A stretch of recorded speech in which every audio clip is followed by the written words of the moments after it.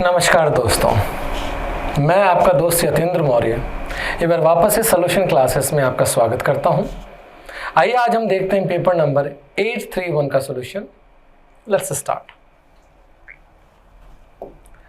My dear friends, पहला sentence अपना पहला क्वेश्चन है, identify the segment in the following sentence which contains a grammatical error. हमें grammatical error find out करनी है। देखते हैं। Little she knew that her seemingly trivial decision would change the course of her entire life। ठीक है। अब मेरे प्यारे दोस्तों, आप देखिए यहां पर सेंटेंस की शुरुआत लिटिल से होती है। लिटिल जो कि एक नेगेटिव वर्ड है, जिसका मतलब होता है ना के बराबर।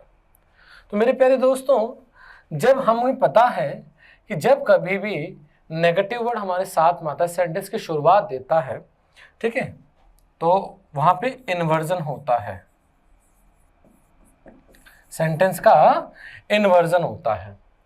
तो यहां पर लिटिल शी न्यू ना आकर यहां पर आना चाहिए था little did she know. Little did she know आएगा यहां पर, क्योंकि हम सभी पता है कि लिटिल एक नेगेटिव वर्ड है। नेगेटिव वर्ड आते ही सेंटेंस का इन्वर्जन शुरू हो जाता है। इन्वर्जन मतलब पहले हेल्पिंग वर्ब, फिर सब्जेक्ट, फिर मेन वर्ब आए। तो यहां पर हम देख सकते हैं ये सेकेंड फॉर्म आई हुई है, तो हमें क्या लगाना पड़ेगा, डिड शी, और डिड के बाद कौन सी फॉर्म, वर्ब की फर्स्ट फॉर्म लगानी पड़ेगी। यही इन्वर्जन हो जाएगा। इसलिए ऑप्शन ए में हमारी प्रॉब्लम है, यही हमारा आंसर है। बढ़ते हैं आगे। Identify this segment in the following sentence which contains a grammatical error. वापस से ग्रामर की गलती हमें निकालनी है दोस्तों। आइए देखिए। None of the diplomats at the conference was able either to comprehend or solve the problem. मेरे दोस्तों, अब ध्यान से देखें, यहां पर लिखा हुआ है able was able either to comprehend और सॉल्व। अब देखो यहां पर और सॉल्व आया हुआ है, तो इसका मतलब है जो ईदर है वो ईदर टू के पहले, मतलब कॉम्प्रिहेंड के पहले आना चाहिए। मतलब कुछ यूं आना चाहिए, to either comprehend or solve. तो और सॉल्व में तो कोई दिक्कत नहीं है हमें, लेकिन यहां पर हुआ क्या है, यहां पर ईदर टू कॉम्प्रिहेंड आया है और यहां पर और सॉल्व है। तो और सॉल्व अगर है तो उसके पहले वाले वर्ड के जस्ट पहले, यानी कॉम्प्रिहेंड के यहां पर जस्ट पहले हमें क्या चाहिए, ईदर चाहिए। टू ईदर कॉम्प्रिहेंड आएगा, ना कि ईदर टू कॉम्प्रिहेंड। यानी ऑप्शन बी में हमारी दिक्कत है। आइए दोस्तों बढ़ते हैं आगे अगले सेंटेंस की ओर। अगला क्वेश्चन है, select the most appropriate option to fill in the blank. यानी इन चार में से हमें बेस्ट हमें लिखना है। I dash to watch movie with some friends last night. ठीक है दोस्तों, यहां पर देखिए लास्ट का यूज हुआ है, और लास्ट का यूज करते हैं हमें पास्ट इंडेफिनिट का यूज करना है। आप देखिए, last, ago, before, last, ago, before, it is time, it is high time, it is high time, it is about time,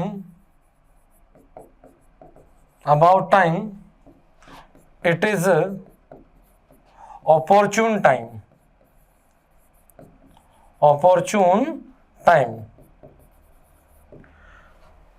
मेरे प्रियो, इनमें से अगर एक भी वर्ड हमें नजर आ जाता है तो ध्यान रखिएगा हमें पास्ट इंडेफिनिट का यूज करना होता है, और पास्ट इंडेफिनिट का मतलब है वर्ब की सेकंड फॉर्म। तो लास्ट का यूज हो गया नो डाउट, वेंट का यूज होगा। बढ़ते हैं आगे। इस क्वेश्चन में भी हमें जो ब्लैंक स्पेस है उसमें उचित वर्ड हमें डालना है। Being a loner at heart, यानी अकेला होने के कारण शी हैज डैश फ्रेंड्स। अगर कोई आदमी बिल्कुल अकेला है तो उसके कितने फ्रेंड्स होंगे? नो डाउट फ्यू, ना के बराबर मित्र हैं उसके।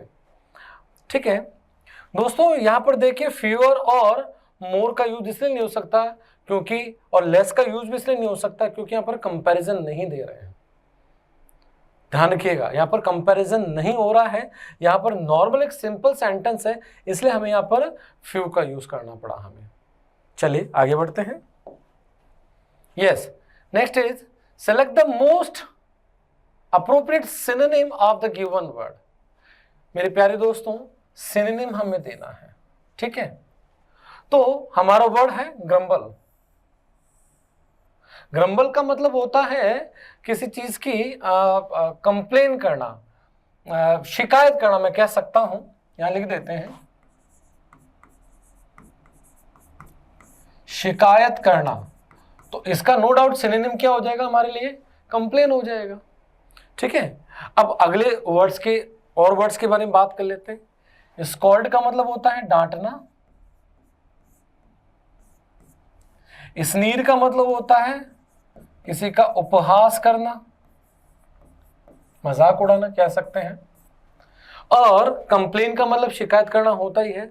और डिवास्टेट का मतलब हो जाता है उजाड़ना, किसी चीज को उजाड़ कर विरक्त कर देना। ठीक है, तो ऑप्शन भी हमारा आंसर हो जाता है। बढ़ते हैं आगे। आगे देखिए दोस्तों, select the most appropriate synonym. वापस से हमें सिनोनिम ही चाहिए। वर्ड है हमारा क्रूड। क्रूड का मतलब होता है कच्चा। कच्चा यानी जिसमें अशुद्धियां नहीं निकाली गई, जिसको साफ नहीं किया गया, जिसको मतलब रिफाइन नहीं किया गया हो। ठीक है, तो उसका सिनोनिम क्या हो जाएगा? अनरिफाइंड। हम देख सकते हैं जैसे कच्चा तेल, कच्चा तेल आता है तो रिफाइनरी में जाता है, रिफाइनरीज में जाकर फिर वो उसको रिफाइन किया जाता है, साफ किया जाता है। ठीक है, तो क्रूड का मतलब क्या हो गया? कच्चा, जो कि जिसे साफ नहीं किया हुआ, रिफाइन नहीं किया हुआ। अन्य शब्दों की बात देखें तो ह्यूमन का मतलब होता है मानवीय। सैवेज का मतलब होता है पाशविक।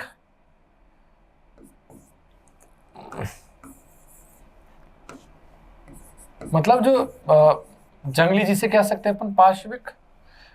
और बास्क का मतलब होता है गरमाना या मजा करना। हमने देखा होगा समंदर किनारे बीच पर सन बास्किंग की जाती है, यानी बॉडी को धूप की गर्मी दी जाती है। ठीक है, चलिए आगे बढ़ते हैं। Yes, select the most appropriate antonym. मेरे प्यारे दोस्तों, यहां पर अब हमें एंटोनिम की बात करनी है, विलोम शब्द की बात करनी है। ठीक है, हमारा वर्ड है एक्सपेंड। एक्सपेंड का मतलब होता है विस्तार करना। विस्तार करना कहते ना, वो अपना बिजनेस का विस्तार कर रहा है, बिजनेस को एक्सपेंड कर रहा है वो। ठीक है, अब इसका एंटोनिम मतलब छोटा करना, संकुचित कर देना, तो वो क्या हो जाएगा? कॉन्ट्रैक्ट हो जाएगा। कॉन्ट्रैक्ट का मतलब क्या होता है? संकुचित करना। संकुचित करना, संकुचित, संकुचित करना। अन्य वर्ड्स की ओर ध्यान देते हैं। क्रम्बल का मतलब होता है टुकड़े टुकड़े कर देना।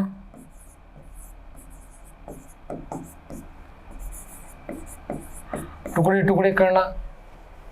कॉन्ट्रास्ट का मतलब हमें पता है, कॉन्ट्रास्ट का मतलब उजाला भी होता है, और वर्ब के रूप में आ जाए तो सामने लाना भी होता है। कंट्रोवर्ट, कंट्रोवर्ट का मतलब ये अच्छा वर्ड है झूठा साबित करना।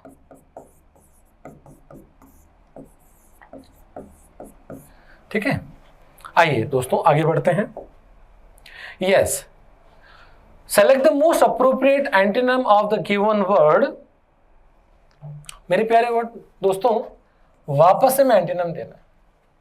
हमारा वर्ड है प्रॉस्पेरिटी, समृद्धि जिसे कहते हैं,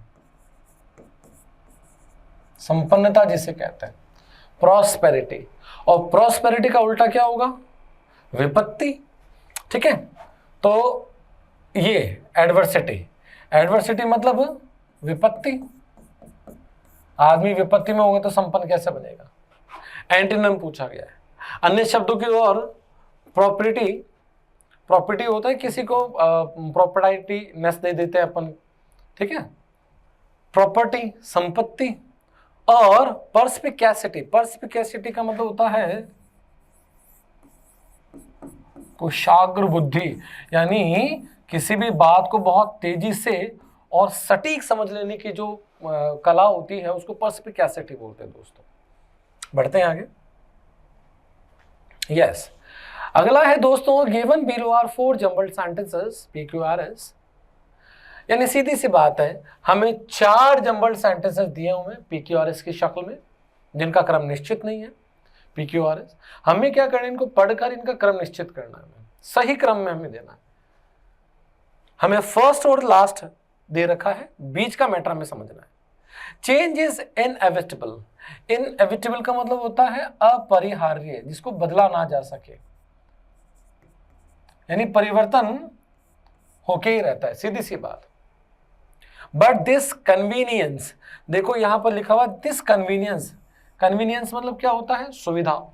यह सुविधा, कौन सी सुविधा हमें पता नहीं, तो यानी पी से तो शुरुआत नहीं होगी, क्योंकि दिस एक प्रकार का यहां पर एक संकेत के रूप में आया है कि यह सुविधा, लेकिन कौन सी सुविधा वो आगे पढ़ने पर पता चलेगा। But this convenience of placing information on the internet and downloading, यानी इंफॉर्मेशन को इंटरनेट पे डालना और वहां से डाउनलोड करने की जो सुविधा है, हैज इट्स ओन डिसएडवांटेजेस, इसकी अपनी क्या है डिसएडवांटेजेस हैं, मतलब इसके खुद के नुकसान है। The internet era has brought an unimaginable amount of information to one place to be shared by many.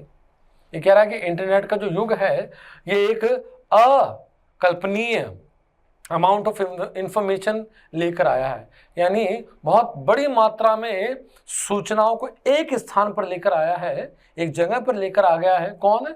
Internet का युग। To be shared by many, जो कि कईयों के द्वारा साझा की जाती है। Even the best security program cannot be eliminated the risk of losing information. यहाँ तक कि इस इंटरनेट के युग में बेस्ट सिक्योरिटी प्रोग्राम, आप कंप्यूटर में चाहे कितना ही सर्वोत्तम सुरक्षा का प्रोग्राम डाल दो, can not eliminate the risk of losing information. वो प्रोग्राम भी इंफॉर्मेशन की खोने का रिस्क है वो दूर नहीं कर सकता। Vulnerabilities like data loss, यानी जो प्रॉब्लम्स आ सकती हैं जैसे डेटा लॉस, सिस्टम में संक्रमण हो जाना, make information security a critical business priority, not merely an IT concern. तो मेरे प्रियो, इसको पढ़ने के बाद समझ में आ गया कि इंटरनेट की बात है सारी, तो नंबर 1 किससे स्टार्ट होना चाहिए? द इंटरनेट एरा से, कि इंटरनेट एरा ने हमें सारी सूचनाओं को एक जगह पे लाके रख दिया है, जो कि कईयों के द्वारा शेयर की जाएंगी। क्यों से स्टार्ट होना चाहिए? यानी A और C खत्म हो गए। ठीक है, अब देखते हैं यहां पर कह रहा है लेकिन कह रहा है कि एक जगह पे लाके रख दिया है, लेकिन बट दिस कन्वीनियंस, सुविधा तो दी, लेकिन इस सुविधा ने क्या कर दिया है, इसकी अपनी नुकसान भी हैं, डिसएडवांटेजेस भी हैं। ठीक है, और यानी क्यू के बाद में पी आना चाहिए, क्यू के बाद में पी, यानी ऑप्शन डी हमारा आंसर हो जाएगा। आगे बढ़ते हैं दोस्तों।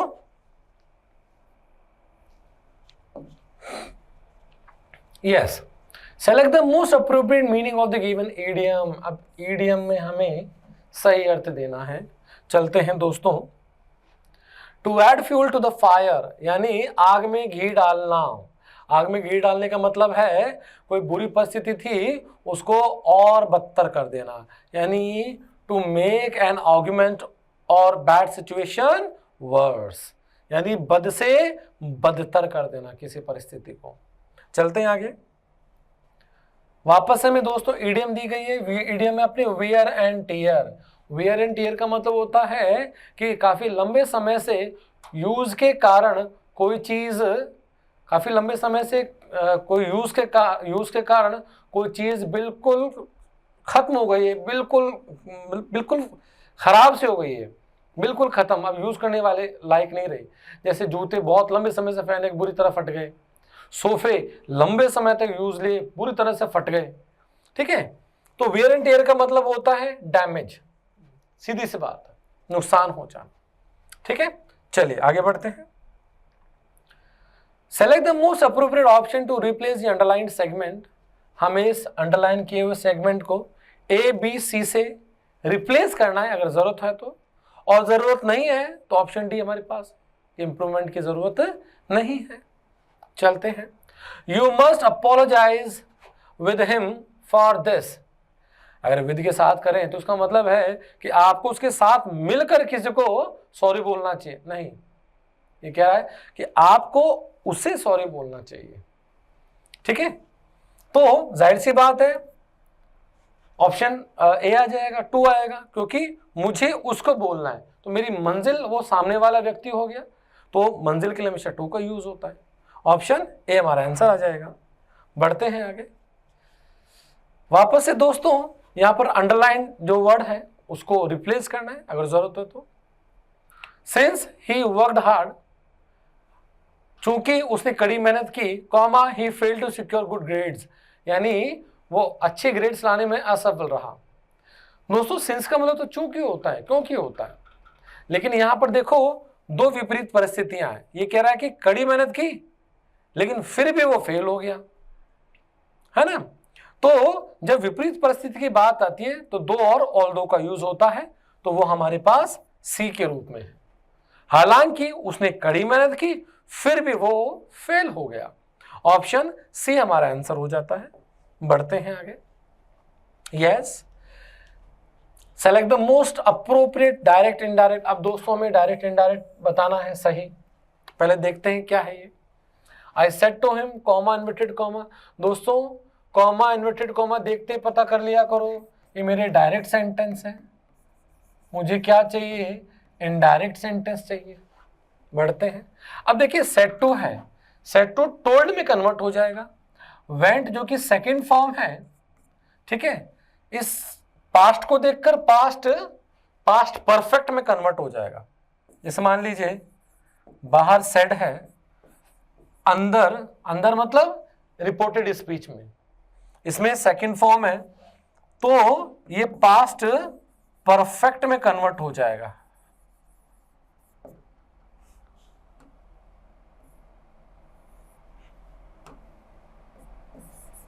पास्ट परफेक्ट का मतलब हो गया हेड के साथ वर्ब की थर्ड फॉर्म। ठीक है,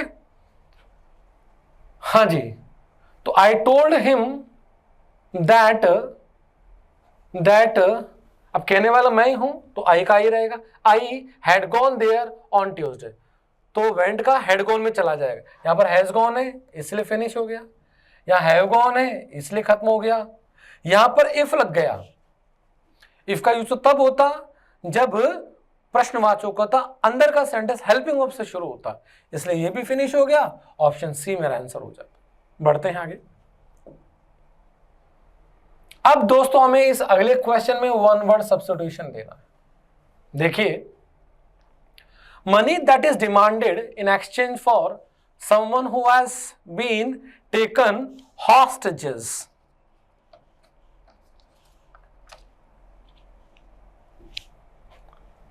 वापस पढ़ते हैं। Money that is demanded in exchange for someone who has been taken hostages, यानी वो पैसा जो किसी को बंधक बनाए जाने के रूप में मांगा गया है। ठीक है, सीधी सी बात, फिरौती कहते हैं ना, वो उसने फिरौती मांगी है, बंधक बना लिया गया, तो फिरौती को कहते हैं रैंसम, फिरौती। फिरौती कहते हैं। अन्य शब्दों पर ध्यान देते हैं, सब्सक्रिप्शन अपन लेते ही हैं, सब्सक्रिप्शन किसी का अमाउंट चुकाते हैं किसी सेवाओं के बदले में। ब्राइब का मतलब रिश्वत होता है, और फ्लीस का मतलब होता है ऊन, और वर्ग के रूप में देखें तो भेड़ के ऊन उतारने को भी फ्लीस ही कहते हैं। बढ़ते हैं दोस्तों आगे। यस, नेक्स्ट इज, वापस से हमें वन वर्ड सब्स्टिट्यूशन देना है। Those who gone to someone else's land without the owner's permission, यानी कोई एक व्यक्ति जो मकान मालिक के बिना परमिशन के उसके मकान में, उसके जमीन पर चला जाए, उसकी भूमि पर चला जाए, तो उसे क्या बोलते हैं? उसे कहते हैं ट्रेसपासर्स। उसे क्या कहते हैं? ट्रेसपासर्स कहते हैं। ठीक है दोस्तों, इन दोनों का मतलब अपराधी होता है और कल्प्रिट का मतलब दोषी होता है। और जो बिना परमिशन चला जाए इधर उधर उसको ट्रेसपासर कहते हैं। चलते हैं आगे। Yes, find the correctly spelled word. दोस्तों हमें करेक्टली स्पेल्ड वर्ड ढूंढना है। करेक्टली मतलब जिसकी स्पेलिंग सही हो। एक बार देख लेते हैं अपन।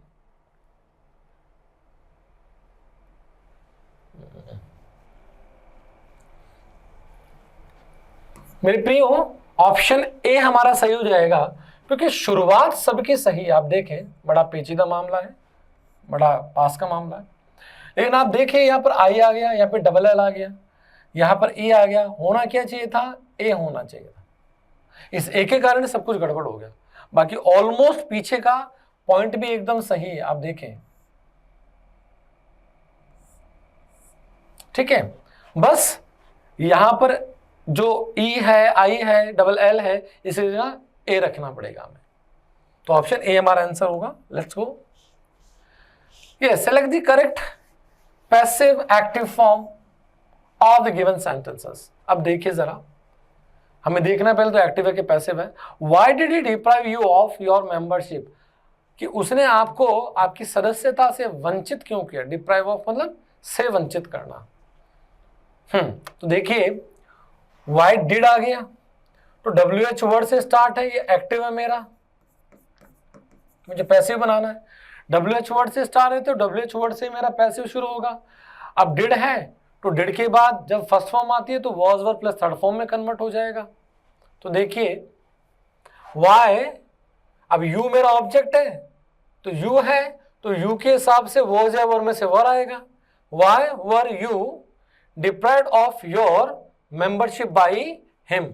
ऑप्शन डी मेरा आंसर हो जाता है। यस, आगे बढ़ते हैं। अब मेरे दोस्तों यहां पर एक पैसेज है, इसको मैं देखता हूं।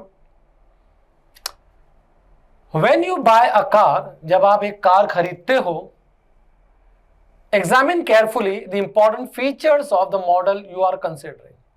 यानी जो भी आप मॉडल खरीद रहे हैं उसके फीचर्स को आप ध्यानपूर्वक जांचें। rather than being influenced solely by appearance or prestige। Prestige मतलब उसकी जो मार्केट में इज्जत है, अपीयरेंस मतलब जो दिख रही है सामने, बजाय उसकी अपीयरेंस यानी उसके लुक के और मार्केट में जो उसकी इज्जत है उससे प्रभावित हुए। A prudent buyer should consider both utility and long term implication. यानी एक समझदार खरीदार को यानी दोनों ही बातें कंसीडर करनी चाहिए, यानी यूटिलिटी उसकी उपयोगिता और लॉन्ग टर्म इम्प्लीकेशंस, और लंबे समय तक उसका इम्प्लीकेशंस क्या है उसको। Many a buyer of the latest model has got into trouble by buying a car too broad or too long for his garage। कि कई बार जो खरीदार होता है वो बहुत चौड़ी कार या बहुत लंबी कार खरीदकर अपनी गैराज के लिए, या तो बहुत चौड़ी कार उसने खरीद ली या फिर लंबी कार उसने खरीद ली गैराज के लिए, और ऐसा करके वो समस्या में पड़ गया है। Such an oversight can cause recurring inconvenience। यानी इस प्रकार की अनदेखी क्या कर सकती है, हमें नुकसान में डाल सकती है, असुविधा प्रकट कर सकती है। फर्दरमोर, इससे आगे, a long car is too hard to manage in traffic. यानी एक लंबी कार यातायात में, ट्रैफिक में उसको संभालना बड़ा कठिन होता है, उसको व्यवस्थित करना बड़ा कठिन हो जाता है। And too difficult to park, और उसको पार्क करना बड़ा कठिन होता है। स्पेशली इन कंजेस्टेड एरिया, खासतौर पे भीड़ भाड़ के इलाकों में, where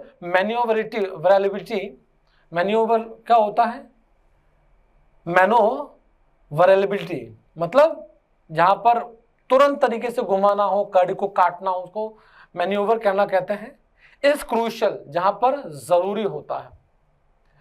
another feature is the comfort afforded, और दूसरा जो फीचर है, अन्य जो फीचर वो क्या है, आराम है।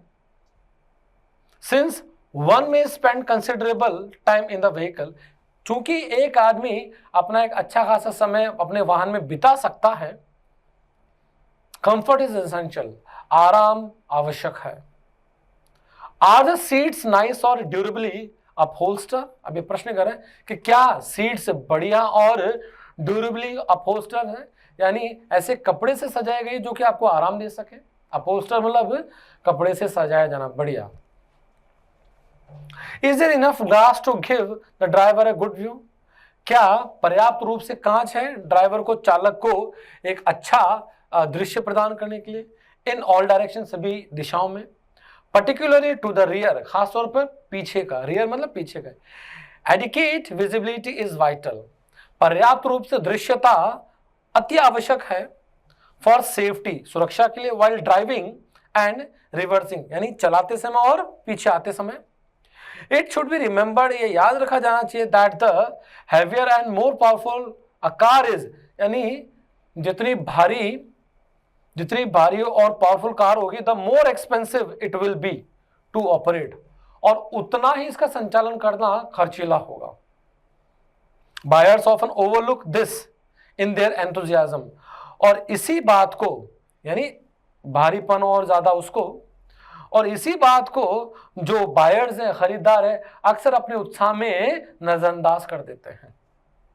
High powered Motors require expensive high octane petrol, और जो हाई पावर की जो मोटर्स होती है वो महंगा हाई ऑक्टेन का ईंधन चाहती हैं, वो पेट्रोल मांगती हैं। द ग्रेटर वेट मीन्स, यानी ज्यादा वजन का मतलब है greater tyre wear and enlarge brake, यानी टायर भी उतने चाहिए और ब्रेक्स भी वैसे ही चाहिए, बढ़िया वाले। दस, इसीलिए maintenance cost increase over time, यानी इसलिए जो रखरखाव की जो कीमत है, जो लागत है, वो समय दर समय बढ़ती रहती है। The old cliché is still true, it is not the initial cost but the upkeep which matter, यानी पुरानी जो कहावत है वो यही है कि it is not the initial cost, यानी जो शुरुआत में लगने वाला जो लागत है वो ज्यादा नहीं होती, लेकिन उसका अपकीप, रखरखाव, वो मैटर करता है। आइए दोस्तों प्रश्न करते हैं इसके। The writer favours a car with a wide glass areas so that the driver can, यानी enjoy the scene outside, have a good view particular of the rear. बिल्कुल कह रहा है कि कार के अंदर वाइड ग्लास एरियाज क्यों होने चाहिए, ताकि ड्राइवर को क्या मिल सके, ड्राइवर को अच्छा व्यू मिल सके, अच्छी तरह से देख सके वो, खासतौर पर पीछे। ठीक है, बढ़ते हैं आगे। It is expensive to maintain a high powered big car because it has much smaller brakes, small brakes होते हैं। Requires more space for parking, parking के लिए ज्यादा स्पेस चाहिए होता है। Needs more frequent tyre replacement या needs more durable upholstery. High powered क्यों, क्योंकि needs more frequent tyre replacement. ठीक है, आगे बढ़ते हैं। While buying a car, एक कार खरीदते समय one should especially consider its price, maintenance cost, popularity या brakes। फाइनली देखो यहां पे लिखा हुआ है maintenance costs increase over time. The old cliché is still true. It is not the initial cost but the upkeep that matters. यानी रखरखाव ज्यादा मैटर करता है, इसलिए ऑप्शन बी मेरा आंसर हो जाएगा, मेंटेनेंस कॉस्ट। बढ़ते हैं आगे। According to this passage the two factors that the buyer of a new car should keep in mind, यानी दो जो फैक्टर, जो दो तथ्य हैं जो कि एक नए खरीदार को हमेशा अपने दिमाग में रखने चाहिए, कौन कौन से? इट्स प्राइस एंड साइज, क्या इसका आकार और इसका पैसा, कीमत। इट्स मॉडल एंड अपहोल्स्ट्री, इसका मॉडल और इसकी अपहोल्स्ट्री यानी सीटें वगैरह बढ़िया कवर ढंग के हैं कि नहीं है। Its size and the comfort it offers, या its size and the glass area. यहां पे देखिए ये कह रहा है, देखो कंफर्ट इज एसेंशियल, यानी आराम इंपॉर्टेंट है। तो यहां पर अपन आंसर क्या करेंगे, it's size and the comfort it offers. देखिए यहां पर कह रहा है कि टू लॉन्ग फॉर इस गैराज, कि कई लोग क्या करते हैं, बहुत लंबी चौड़ी गाड़ियां खरीद लेते हैं जो कि हमें असुविधा प्रकट करती है, ठीक है। क्योंकि ट्रैफिक में आप देख सकते हो, पार्किंग में, और जहां कंजेस्टेड एरियाज में तुरंत घुमाना होता है वहां पर भी दिक्कत करती है। तो एक तो साइज का मैटर है और एक कंफर्ट, क्योंकि कई बार क्या होता है ड्राइवर को लंबे समय तक बैठना हो सकता है, इसलिए साइज और कंफर्ट जो गाड़ी देती है वो ध्यान रखना चाहिए हमें। बढ़ते हैं आगे। The word upkeep in the passage most nearly means, upkeep का मतलब, ये देखिए अपकीप का मतलब क्या है, रख रखाव, मेंटेनेंस। हम कह सकते हैं ऑप्शन बी। बढ़ते हैं आगे। यस, नेक्स्ट क्वेश्चन दोस्तों है, वापस से हमारे सामने जम्बल्ड सेंटेंसेस है, हमें इनका करेक्ट ऑर्डर देना है, सही क्रम हमें देना है। पढ़ते हैं दोस्तों। It produced a squeaky little note that startled a loan parrot out of the mango tree. मेरे दोस्तों इट, अब इट किसका प्रोनाउन है हमें पता नहीं है, तो यानी पी से तो शुरू नहीं होगा ये, अगर कोई पी बिल्कुल यहां है भी नहीं।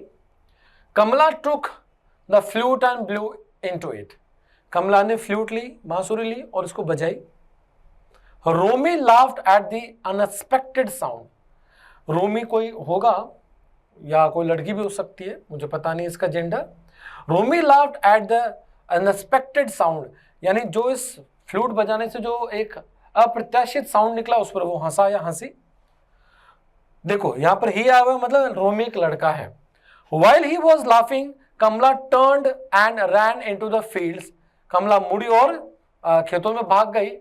It produced a squeaky little note. अब देखो यहां पर ये it किसके लिए आया है, इस फ्लूट के लिए